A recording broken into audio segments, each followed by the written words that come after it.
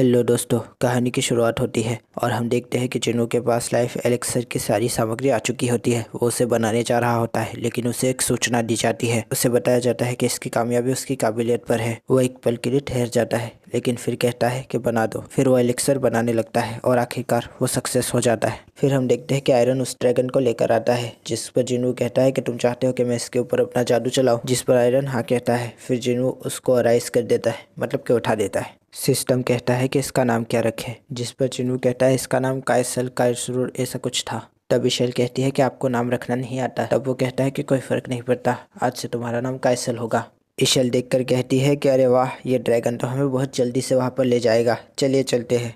उसके बाद वो सोचता है कि मुझे जो रिवॉर्ड मिलने वाला था उसका क्या हुआ, ज़रा उसको ओपन करके देखता हूँ। और वो उसे ओपन कर लेता है, जिसके बाद वो कहीं पर भी अपने सोल्जर के साथ जगह बदल सकता है। इससे कोई फर्क नहीं पड़ता कि वो कहाँ है। फिर इशेल कहती है कि आप क्या सोच रहे हैं, चलिए ना चलते हैं। तभी जिनू कहता है कि रिटूर 80वें माले पर है, ये मेरे लिए अभी बहुत दूर हो जाएगा, मैं कहीं जा रहा हूँ, तुम्हें खुद ही जाना होगा। ये सुनकर इशेल कुछ कहने वाली होती है, लेकिन तभी जिनू अपनी जगह सोल्जर के साथ बदल लेता है और इशेल बेचारी का मुंह खुला का खुला रह जाता है। जिनू कहता है मैं वहाँ हूँ जहाँ पर मेरा सोल्जर पेट्रोलिंग कर रहा था, अब इसको ठंडा होने के लिए 3 घंटे चाहिए, यहाँ से घर जाने का बेहतरीन रास्ता। फिर वो छलांग लगा देता है और कहता है कायसल, और कायसल के ऊपर सवार होकर घर जाने लगता है। इधर चीफ कहते हैं कि जादुई ताकत चींटियों के लिए चारे का काम करेगी। हमें अब बस ये तय करना है कि हमें किन किन रास्तों पर उनके लिए चारे का काम करना है। एक बात तो पक्का है, हम हमला तभी करेंगे जब उनके खाने का वक्त हो। इस दौरान जब वो खाने के लिए निकलेंगे तब हम उनका ध्यान भटकाएंगे। धीरे धीरे करके हम सारी चींटियों को उनकी जगह से निकाल देंगे और पीछे से हमारे एस रैंकर्स जाकर उनकी रानी को मार देंगे। लेकिन एक सवाल है कि क्या ये पूरी तरह से काम करेगा। जिसके ऊपर चीफ कहते हैं कि मैं नहीं जानता कि हम चींटियों को कब तक भटका पाएंगे। ऐसी मुश्किलात आ सकती है सामने, तो हम एक एग्जिट प्लान भी बना के रखेंगे जिसकी वजह से हम बच सके। फिर चीफ कहते हैं कि मुझे एक बात बताओ, हंटर जिनू से तुम्हारा राब्ता हुआ। तब वो कहता है कि अभी कोशिश जारी है, और वहाँ पर वो सोच में पड़ जाते हैं। ब्यूंगू यूनहू को कहता है कि जाम का मसा लो, यही वक्त है। तभी यूनहू कहता है कि मैं ऐसे ही ठीक हूँ। तब बुयुंगू कहता है अगर तुम इसी तरह से देखते रहोगे तो तुम्हारे चेहरे पर जल्दी झुर्रियाँ आ जाएगी। यह है मिन बुयुंगू, एक एस रैंक हंटर। वो कहता है ये बहुत ही अजीब है, इसने छोटी ही उम्र में खुद को रिटायर करवा लिया। एक ज़माना था जब वो और यूनहू साथ ही हुआ करते थे।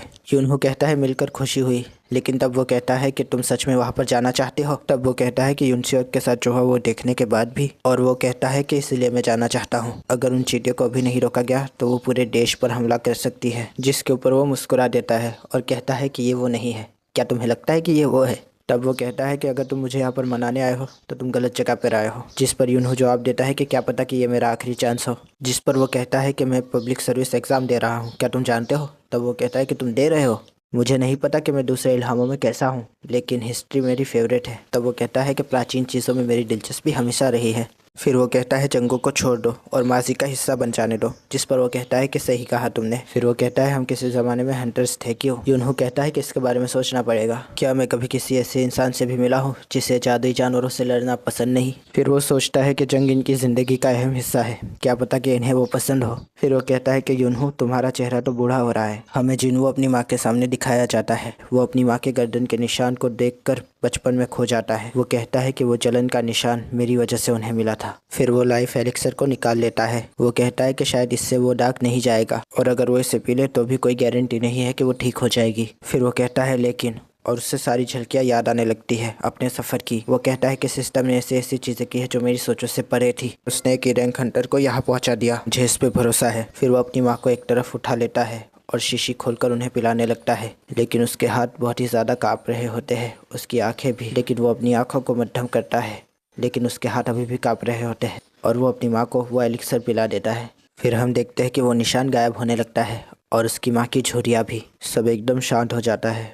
वो कहता है माँ, और फिर वो भी शांत हो जाता है। वो सोचता है उठ जाए ना, मैंने ये सब कुछ आपके लिए किया, ये सारी लड़ाई आपके लिए लड़ी, अब तो उठ जाइए। फिर हमें जिन्हों की बहन दिखाई जाती है। वो कहती है कि आज मैं बिल्कुल भी ध्यान नहीं लगा पा रही, क्या हो रहा है मेरे साथ। फिर वो बाहर आ जाती है। वो चांद को देखती है और कहती है कि आज गर्म हवाएं आ रही है। तभी सीन शिफ्ट होता है। चांद की चांदनी जिन्हू की माँ पे पड़ती है। जिन्हू की आंखें खुलती है और वो देखता है कि उसकी माँ एकदम सही सलामत बैठी हुई होती है। वो उसे देखकर कहती है कि ये तुम हो जिन्हू, आखिर में कितने वक्त तक सोई रही। तब वो कहता है कि बड़ा लंबा अरसा गुजर गया, 4 साल हो गए। तब वो कहती है कि जीना कैसी है। तब वो कहता है कि वो ठीक है। तब उसकी माँ खुश होकर कहती है कि जिन्हू, तुमने अपना वादा निभाया, तुमने मुझे ठीक कर दिया। किया ना। वो कहती है तुम तो बड़े हो गए हो बेटा, लेकिन तुम बहुत ही ज़्यादा घायल हो, तुमने खुद को कुछ ज़्यादा ही थका दिया है ना। वो कहती है कि बेटा तुम बहुत ज़्यादा सोचने लगे हो। क्यों? जिसके ऊपर जिन्हू फूट फूट के रोने लगता है और कहता है कि सब ठीक ही है। फिर उसकी माँ कहती है शुक्रिया बेटा, और जिन्हू रोने लगता है। डॉक्टर कहते हैं कि शाश्वत निद्रा रोग वाली औरत जाग गई। इसके ऊपर विश्वास करना बहुत ज़्यादा मुश्किल है और उसके सारे हिस्से भी एकदम ठीक से काम कर रहे हैं, जिस पर बूढ़ा डॉक्टर हक्का बक्का हो जाता है। फिर हमें जिन्हा दिखाई जाती है अपनी माँ के सामने। माँ कहती है कि जिन्हा तुम तो बहुत ज़्यादा बड़ी हो चुकी हो और प्यारी भी। तभी वो उन्हें गले लगा लेती है और फूट फूट के रोने लगती है। वो कहती है कि मुझे आपकी बहुत चिंता हो रही थी माँ। तभी जिन्हू कहता है कि ये सब ठीक हो गया, मुझे हमेशा से यही तो चाहिए था, यही तो मेरा तोहफा है जो मुझे मिला, जो मैं चाहता था हमेशा।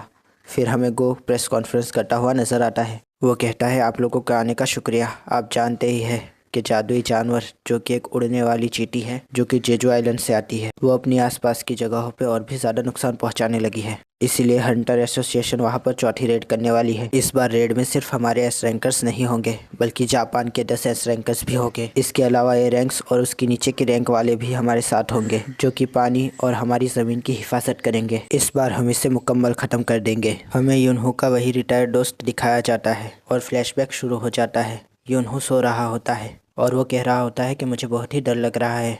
यूनसियोक कहता है मैं भी डरा हुआ हूँ, लेकिन आम लोग उनसे नहीं लड़ सकते, हमें ही लड़ना होगा। हम हंटर्स हैं, हमें ये ख़त्म करना ही होगा। हम ही हैं जिनके पास ये ताकत है। हम नहीं करेंगे तो कौन करेगा? हम उन्हें हमारी ज़मीन छोड़ के जाने पर मजबूर कर देंगे, जितना हो सके उतना मजबूर। तभी यूनहू कहता है कि मैं उनके छोटे से विल को उड़ा के रख दूंगा। तभी वो खुश होकर कहता है कि तुम जानते हो, यूनहू को समझना मुश्किल ही नहीं नामुमकिन है। उसकी दोनों शख्सियतें और उसकी ताकतें, उसे हमारी ज़रूरत है। हम दोनों ही हैं जो ये कर सकते हैं, उसे बचाना ही होगा। हमें जिन्हा डरी सहमी सी नजर आती है और घर की हालत कुछ ज़्यादा ही ख़राब होती है। जिन्हू कहता है विश्वास नहीं होता, मैंने सिर्फ तुम्हें एक हफ्ते के लिए छोड़ा था। जिस पर माँ कहती है कि कोई बात नहीं, मैंने बहुत टाइम से घर के काम नहीं किए, आज मैं सारे काम करूँगी। वैसे अगर तुम चाहो तो मदद कर सकते हो। फिर हम देखते हैं कि तीनों अपने अपने काम पर लग जाते हैं। तभी माँ कहती है कि अब ये बहुत छोटा हो गया है हमारे लिए, हमें एक नए घर की ज़रूरत है। जिस पर जिन्हा कहती है कि सच में हम नए घर में जाएंगे? जिस पर उसकी माँ कहती है कि हाँ, हम कुछ ना कुछ तो कर ही लेंगे। तब जिन्हू कहता है कि मैं ऐसा क्यों सोच रहा हूँ, मुझे जो चाहिए था वो मिल गया, लेकिन मैं अब हंटर्स के उस लेवल पर पहुँच चुका हूँ कि जहाँ पर मैं इन सब चीज़ों को चाह के भी नहीं छोड़ सकता। क्या मैं छोड़ सकता हूँ? मेरे पास सब कुछ है, अब मुझे क्या ज़रूरत है इन सब चीज़ों की? मुझे अब कोई ज़रूरत नहीं है तहखानों में जाने की। तभी माँ कहती है जिन्हू, जिस पर वो कहता है हाँ माँ। वो कहती है कि तुम्हें अपने पिता के बारे में पता चला कुछ? मैंने न्यूज़ देखी कि तुम हंटर बन चुके हो। बिल्कुल वैसे ही तुम्हारे पिता एक फायर फाइटर थे जो कि बाद में हंटर बन गए। मैंने उनसे शादी की क्योंकि उनके दूसरों की मदद करने का जज्बा मुझे बहुत ही पसंद आया था। तुम बिल्कुल वैसे ही हो जैसे कि वो थे, तुम्हें ये विरसे में मिला है। तभी जिन्हा कहती है कि मैं भी लोगों की मदद करना चाहती हूँ, इसलिए डॉक्टर बन रही हूँ। जिस पर वो कहती है कि हाँ, तुम भी अपने पिता की बेटी हो जिन्हा।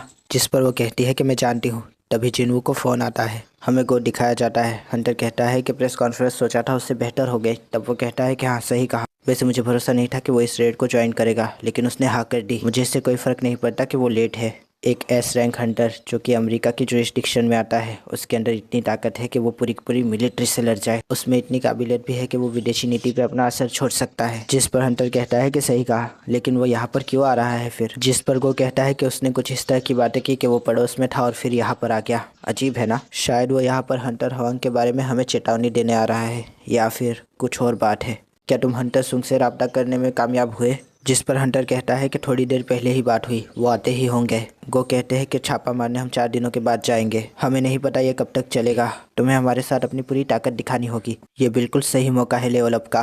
तभी जिन्हू कहता है कि मुझे इससे नफरत है, या फिर मुझे इससे नफरत हो गई है जो हुआ उसके बाद। फिर उसे अपनी माँ की झलकियाँ याद आने लगती है। वो कहता है कि मैं, तभी उसे जादुई तरंगे महसूस होने लगती है और वो कहता है ये तो। गो कहता है कि मुझे बिल्कुल भी ताज्जुब नहीं कि तुमने इतनी दूर से इसे महसूस कर लिया। हमारे एस रैंकर्स अपनी अपनी काबिलियतों को निखार रहे हैं, अगर तुम चाहो तो हम वहाँ पर जा सकते हैं। हम देखते हैं बेक एक और हंटर से लड़ रहा होता है और वो उसे ज़मीन पर पटक देता है। वो कहता है कि मास्टर बेक, आपको अपने शरीर के निचले भाग पर काम करना चाहिए जब तक कि आप जवान हैं। तब वो कहता है कि मेरा ज़्यादातर काम ऑफिस में होता है मास्टर माँ। वो कहता है बहुत सारे एस रैंकर्स एक ही जगह पे जमा हो चुके हैं, ये बहुत ही अजीब है ना? जिन्हू कहता है कि हंटर बेक बहुत अच्छे से मेहनत कर रहे हैं। तभी वहाँ पे चोई आ जाता है। वो कहता है कि मुझे ऐसा लगता है कि प्रेसिडेंट बेक अगर जोश में आ गए तो मास्टर माँ के लिए बहुत ज़्यादा मुश्किलात हो जाएगी। फिर वो कहता है कि तुम जिसे देख रहे हो वो फेम गिल्ड का माँ डॉगून है। जिस पर जिन्हों कहता है तो फिर उस पर रोक क्यों लगाई गई है, वो उस तरह का तो बिल्कुल भी नहीं लगता जो कि आपको पसंद ना हो। जिस पर जोई कहता है कि वैसे तो वो आम लोगों की सुरक्षा करता है, लेकिन जब वो अपनी पूरी ताकत में होता है फिर उसके हिसाब से कोई नहीं बच पाता।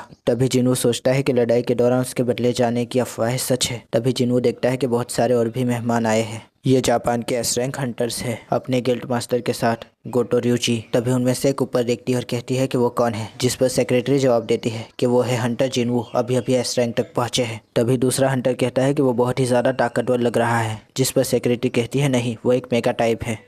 तभी हमें चा दिखाई जाती है। हंटर कहता है ये सुंग है ना जिसने मिनसुंग के छापे में तहलका मचा दिया था। तभी चा कहती है कि उसके आने से हवा में तब्दीली आ चुकी है। हम देखते हैं कि बेक और माँ अपने जोरों शोरों से लड़ रहे होते हैं। तभी मास्टर गिल्ड कहता है कि ये अगर इस कंट्री का बेस्ट है तो फिर मुझे बहुत ज़्यादा निराशा हुई। सेक्रेटरी कहती है हमने बहुत सारी लड़ाइयाँ लड़ी है, यहाँ पर कुछ एस रैंकर्स तो बड़ी मुश्किल से एस रैंकर्स जैसे दिखते हैं। जिस पर एक और बंदे की आवाज़ आती है। वो कहता है कि तुम इस तरह से बात कर रही हो, मुझे बिल्कुल अच्छा नहीं लग रहा। अगर मैं तुमसे ऐसे बात करूँगा तो तुम्हें कैसा लगेगा। तभी सेक्रेटरी कहती है कि आप कौन हैं। तभी उनका सेक्रेटरी कहता है कि तुम मिल रही हो नाइट गिल्ड के मास्टर से, जिसका नाम है पार्क चोक्सुंग। तभी वो कहती है पार्क चोक्सुंग, इस नाम के हंटर से तो मैं पहले कभी नहीं मिली। तभी वो कहता है कि आपने ज़रूर नहीं सुना होगा क्योंकि ये एस रैंक के बजाय ए रैंक हंटर है, लेकिन हम कंट्री के 5 बड़े गिल्ड्स में से एक है। तब वो कहता है कि ये तुम क्या कर रहे हो, एक सेक्रेटरी को वजाहतें क्यों दे रहे हो। तभी वहाँ पर चा आ जाती है। वो कहती है कि तुम यहाँ पर तमाशा मत खड़ा करो। तभी वो कहता है कि तुम गलत समझ रही हो, ये हमारा मजाक उड़ाती है। तभी गिल्ड मास्टर कहता है कि ये ठीक है, चलो इस मौके का फ़ायदा उठाए, चलो एक छोटा सा मुकाबला हो जाए एस रैंक हंटर्स के बीच। जिस पर नाइट मास्टर कहता है मैं क्या फिर बाहर बैठूं। तब वो कहता है कि अपने हिसाब से रूल बना सकते हो तुम। तभी वहाँ पर गो आ जाता है। वो कहता है कि मुझे नहीं याद कि हमने कभी इस बारे में बात की थी, वैसे भी प्रतिस्पर्धा व्यक्तिगत रूप से कठिन होती है। जिस पर गिल्ड मास्टर कहता है ठीक है फिर हम टीम बना लेते हैं। जिस पर हंटर बेक कहता है ठीक है फिर अगर आपकी कलाई पकड़ ली गई या फिर आपकी पीठ के ऊपर छू लिया गया या फिर पैरों को छोड़कर आपके जिस्म का कोई भी हिस्सा ज़मीन पर लगा तो आप हार जाएंगे। जिस पर गिल्ड मास्टर कहता है ठीक है चलो फिर शुरू करते हैं। हम देखते हैं वो दोनों 2 टीमों में बट चुके हैं। चा, लिमा और बेक एक टीम में है, दूसरी टीम में है टबाटा, कुमामोटो, होशिनो और टनाका। फिर हम देखते हैं कि वो सब आमने सामने खड़े हो जाते हैं। जिन्हों उन्हें देखता है और यहाँ पर यह एपिसोड खत्म हो जाता है। आशा करता हूँ आपको ये रिव्यू पसंद आएगा दोस्तों। अगर पसंद आया हो तो लाइक कीजिए, शेयर कीजिए, सब्सक्राइब कीजिए, ज़्यादा पसंद आया हो तो कमेंट भी कीजिए दोस्तों। थैंक यू, खुदा हाफिज़, अपना ध्यान रखिएगा, फिर मिलेंगे। Thank you.